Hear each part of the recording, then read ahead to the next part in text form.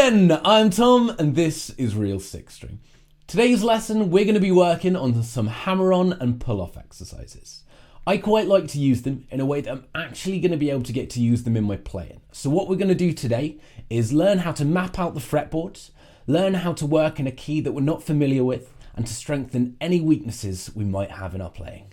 The first exercise we're going to do is literally just our E minor pentatonic scale, but we're going to hammer on all the way up and pull off all the way back down. So we start off here on the 12th fret of your E string, and we're just going to hammer on to the 15th fret twice. So hammer on and hammer on again. Okay, so I recommend you down pick the first of each of these and then up pick the second one, as it's going to make sure that when you're moving to your next string, you're moving in the right direction. It gives you a little bit of prep time before you move to the next string. So first one, we're doing 12, 15. So that's down pick, up pick. On the A string, we're going to do 12, 14. And then on the next string, on the D, 12, 14. On the next string, 12, 14 as well. On the next string, 12, 15. And on the last string, on the E, 12, 15 again. Perfect, so that's all the way up the hammer-ons. Take your time to get used to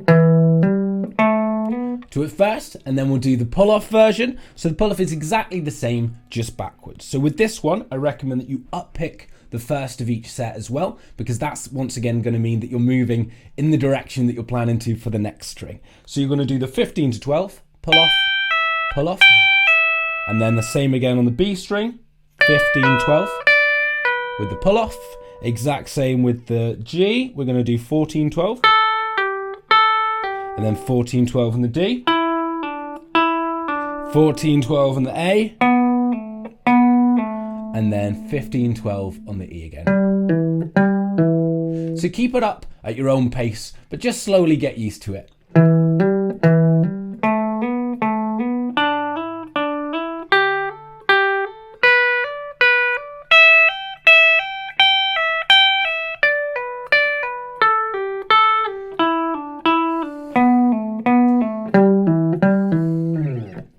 With that one, you can move it around absolutely anywhere you like. If you want to do it in A, you move it down to A. You've got a lot of different options. E here is a very common key to use, so it's going to come in handy. But likewise, the frets are a lot smaller here, so it's a little bit easier to play if you're just getting started with it.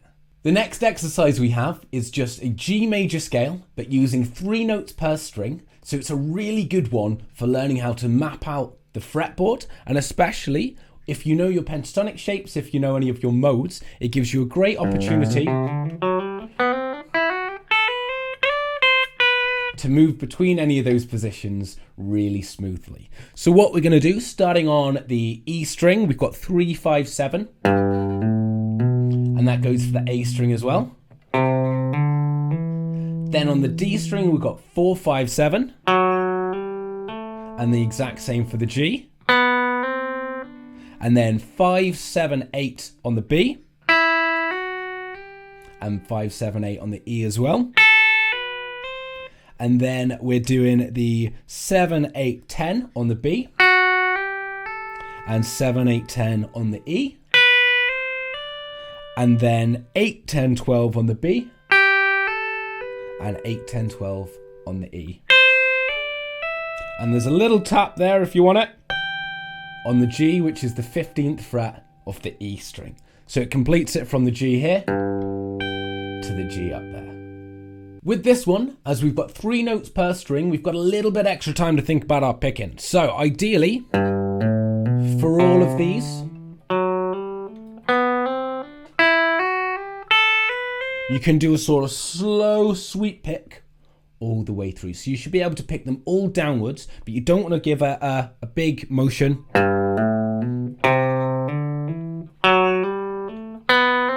That's a lot more movement in your picking hand than you really need it to be. So you can do as minimal movement as possible.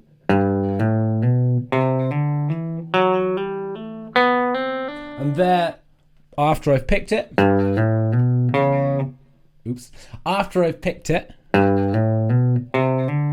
my pick is basically waiting right there to hit the next string. That same thing goes for all of the where you can down pick all of it. You've got a little bit more time to think, but if you want to up pick these ones, as that's the way you're heading, you've got a lot of options there. You can kind of make your own mind up.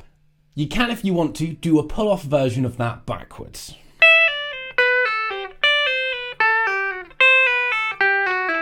But the pull-offs can be a little bit harder to get started with, so if you need to, you can always move it up a few frets. And this is what I mean about learning a key that we're not familiar with. So we've got this pattern.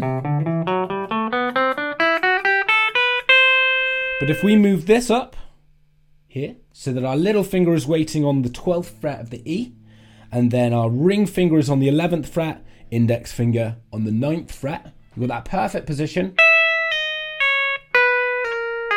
You can do exactly the same thing as we would do here, except the frets are a little bit smaller. So this one is in B major, but it's exactly the same pattern, but all it means is you're going to end up here.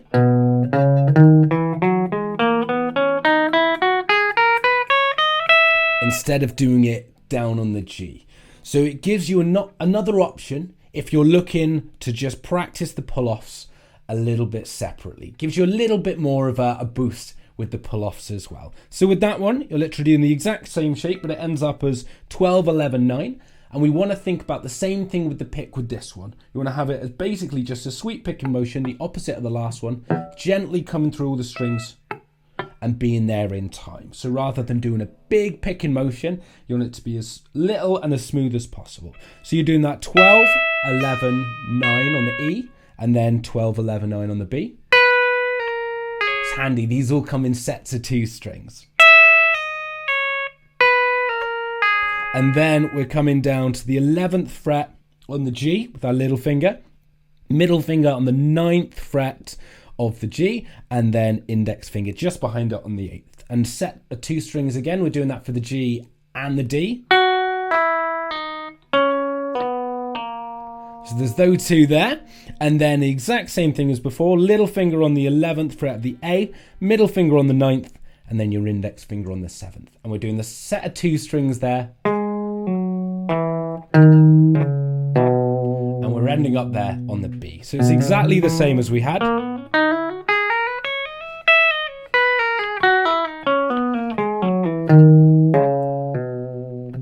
Perfect. The next pull-off exercise I have is to do a much more elongated version of the G, but the combination of that one and the one we've already done will start to map out the other options of what we can use the scale for, other ways, other pathways that we can move around the fretboard.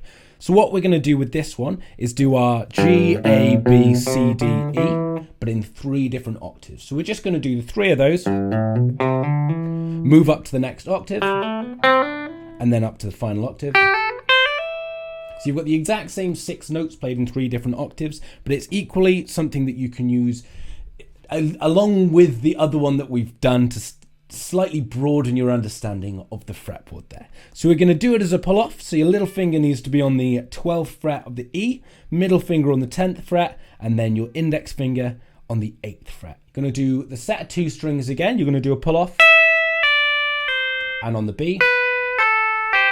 And then we're going to be moving to the middle 2 strings, another set of 2 strings. Little finger's going to be on the 9th fret, middle finger on the 7th, and then your index finger on the 5th. Exactly the same. And then final one, set of 2 strings. We're going to move exactly back where we started with the other G major. We're going to do a pull off from the 7th fret to the 5th fret to the 3rd fret.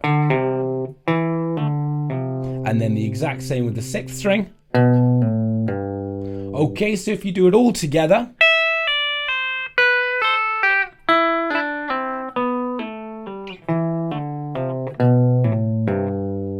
perfect. So once again with the picking, try and make it as small a movement as possible. Kind of want a bit of a sweep picking motion to minimize the movement, and that'll allow you to move it quicker and be a lot more efficient. The final one I've got here is going to be to mix the 2 together a little bit more. So we're going to take that middle position of the G that we've just done, except we're going to do hammer-ons all the way up and then pull-offs all the way back down, just in this one position. So we're going to do that hammer-on from here, and we can down pick it, and then we're down picking the next string. But notice how my index finger is holding down both the middle strings at the 5th fret. So that hand position doesn't have to move. I've got that anchor there for the whole thing. So doing that hammer on all the way up, and without then re-picking it at the top, we're going to come straight back down with those pull-offs. Okay, so you're going to come straight back down and then up pick the 9th fret on the D string and come back down. And then you pick away and start again.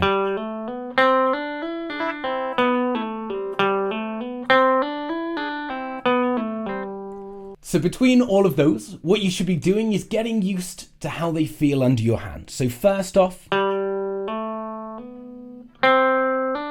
just really slowly run through them, make sure that your muscle memory is starting to take over, make sure that you're not having to overthink every single note, and the rest of it will start to get useful. So learn that position, play it at a pace